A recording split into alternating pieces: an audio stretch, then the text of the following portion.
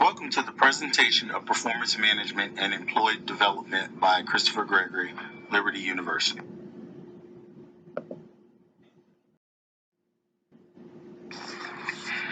The reading summary for this week included personal development plans, developmental plan objectives, content of developmental plans, developmental activities, direct supervisor's role, 360-degree feedback systems, advantages of the 360-degree feedback systems, risk of implementing 360-degree feedback systems, and characteristics of a good system.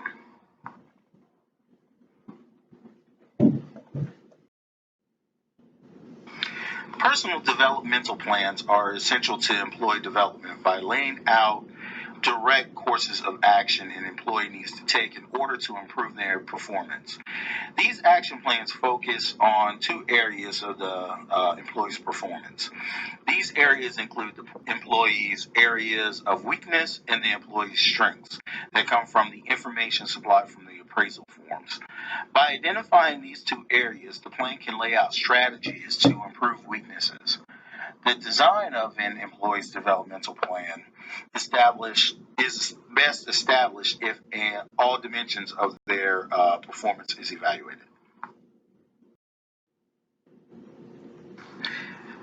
The objectives of a developmental plan involve encouraging the continuous learning, performance improvement, and personal growth of employees. This is obtained through several objectives. The first is performance improvement. An employee's development should be designed to help employees meet the current job's performance standards by including suggestions to address the different performance dimensions an employee is deficient in. The second objective is to sustain the employee's current job performance. Of course, this is referring to the areas of the employee's strengths. In such, the employee's plan should not only meet but exceed set expectations. The third objective is to get employees prepared for advancement. Such developmental plans are designed to improve performance. It would only make sense that the competencies and behaviors that they are suggested to acquire set the employee up for advancement.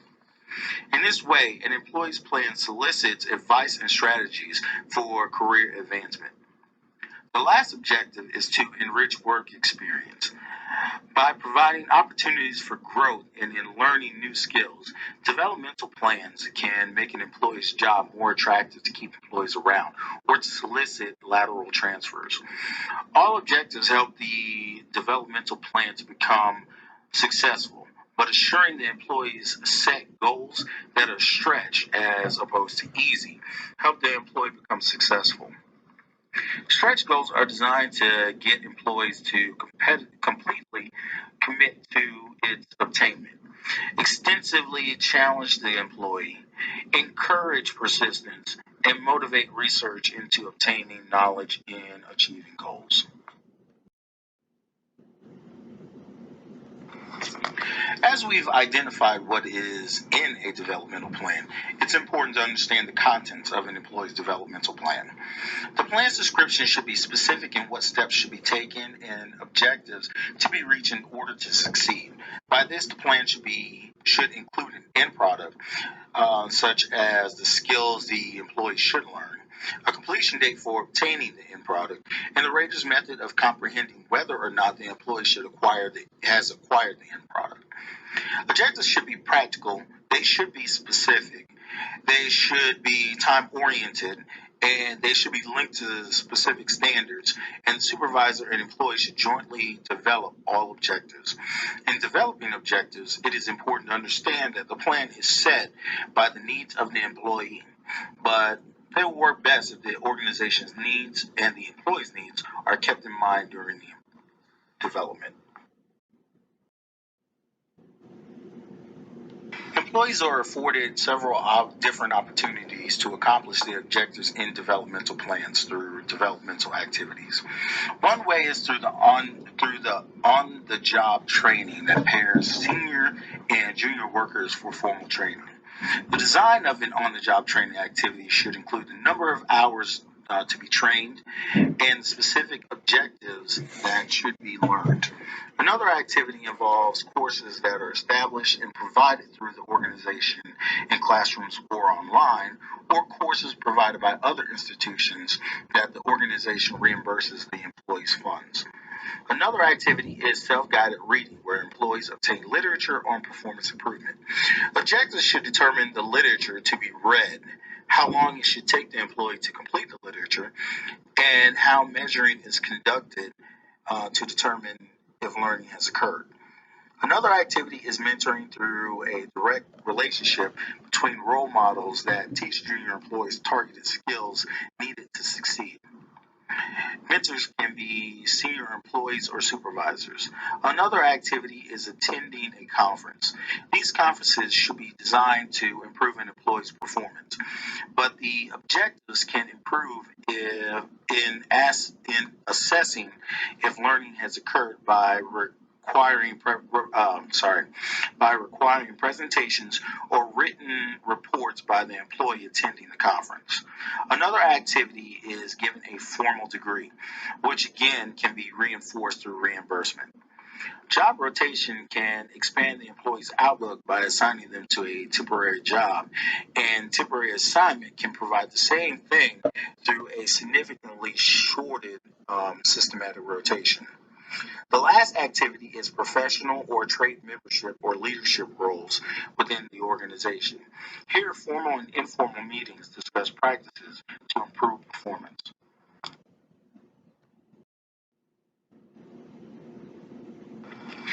A supervisor's role in the process is to help the employees create and complete their developmental plan. The first step in this process would include the feed-forward interview. This interview is used to help the supervisor explain the requirements for desired performance levels to employees. This interview will identify behaviors, skills, and ways to use them in improving performance. This is accomplished through 3 steps. The first is to elicit a success story from the employee. The second is to uncover any underlying success factors within the story. And the third is to extrapolate ways the employee can replicate conditions for success in the future. The second step involves referring employees to applicable developmental activities needed to accomplish their goals, whether it's courses, obtaining a degree, on-the-job training, or etc. The third step is to review the developmental objectives and make any needed suggestions in ensuring they are achievable, specific, and doable by the employee. The fourth step is checking the employee's progress by checking and reminding the employee of due dates and any revisions that may need to be made toward goals. The last step is to provide reinforcements, whether extrinsic or intrinsic, is designed to motivate employees to obtain their goals. An important tool in developmental plan is the feedback system. The preferred tool in providing feedback is the 360-degree feedback system. This system gathers information from all individuals that surround an employee's performance, such as their supervisor, their peers, any customers, and any subordinates. The best way to use this system is to avoid using the system for administrative purposes to punish, but instead to develop the employee. Knowing repercussions are not involved promotes honest feedback and can obtain the most accurate feedback. It is a valuable system, but it doesn't benefit everyone. For instance, all feedback should be considered by an employee with low self-efficacy may only focus on manager feedback and ignore all other suggestions. In this case, organizational culture and context, work context, are important in ensuring the successful implementation of a 360-degree feedback system.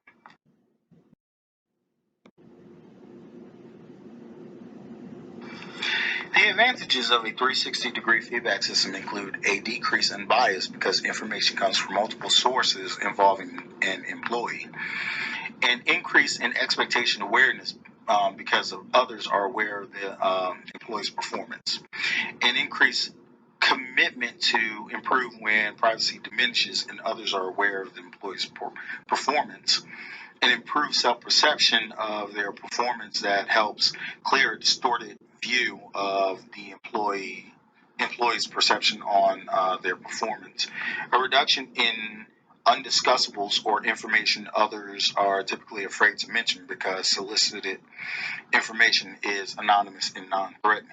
And finally, employee control of their own careers because they have a clear and realistic assessment of their performance.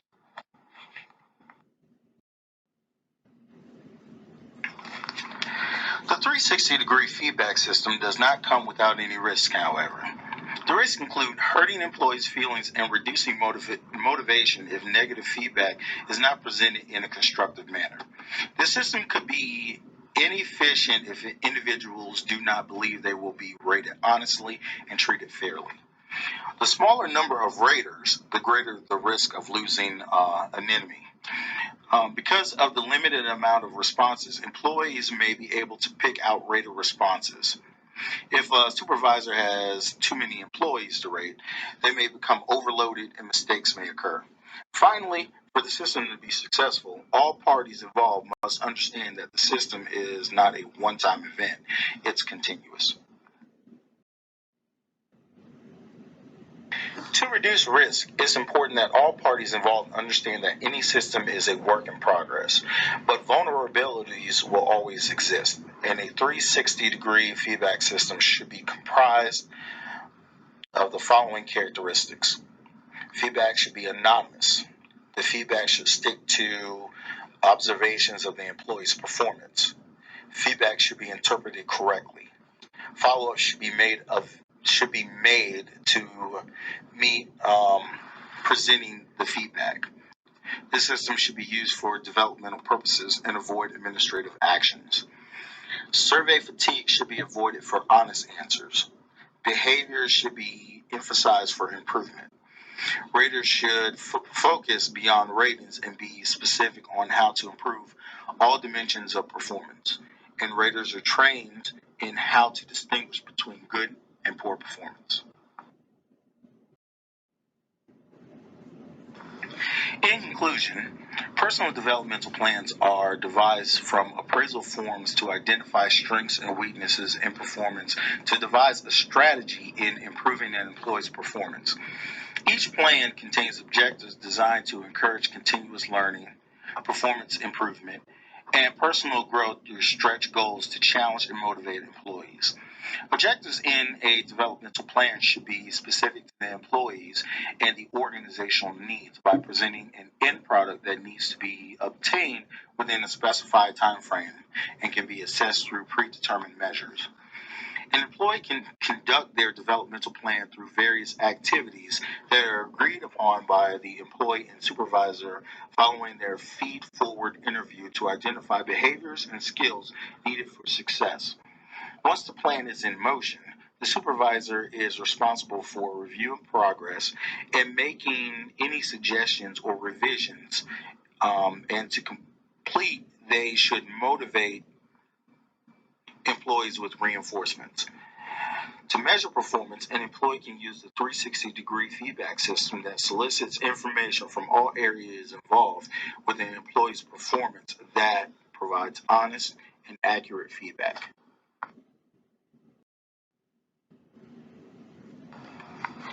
Considering the information that was provided in the reading summary from this week, I propose two questions. The first, think back to a performance review you and a supervisor, past or present, conducted that covered a review period where you needed some improvement.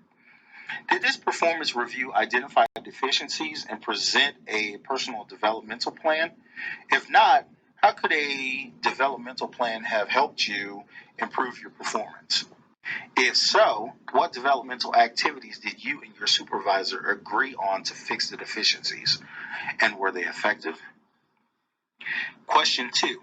What characteristics in a good 360-degree feedback system are more likely to be present in an organization that follows a Christian worldview than it would in an organization that follows a non-Christian worldview?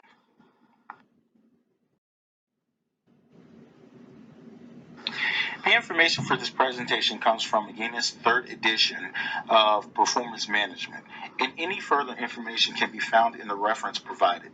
Thank you for your time. I hope you have a great day.